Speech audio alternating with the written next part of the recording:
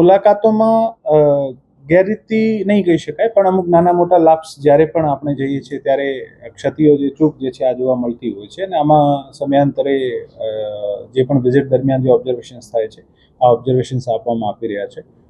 મુખ્ય પરત્વે જે ગામ નમૂના નંબર 2 જેને મિલકત રજિસ્ટર કહેવાય છે, મિલકત રજિસ્ટરમાં સમયસર તમામ મિલકતો અદ્યતન થાય આને માટે સૂચના આપવામાં આવી છે. અને સાથે સાથે ગામની જે પણ સમસ્યાઓ હોય છે આ સમસ્યાઓ માટે ગામજનો તરફથી જે રજૂઆતો મળતી હોય છે આને બાબતે અહીંયાથી પત્ર લખવામાં આવતા હોય છે.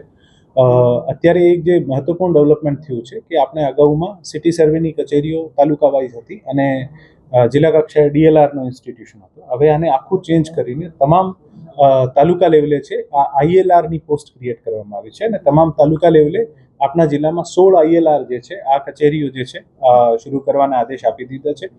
આ તમામ કચેરીઓમાં હવે ફ્યુચરમાં જેમ આપણે માનતા હતા કે DLRનો મહેકમ એક જુદો હતો અને સિટી સર્વેનો મહેકમ જુદો હતો, હવે તાલુકા લેવલ ઉપર સિટી સર્વે અને માપણીનો જે DLRનો મહેકમ છે આ એક જ રહેશે અને જે ILR અને હેડ કરશે.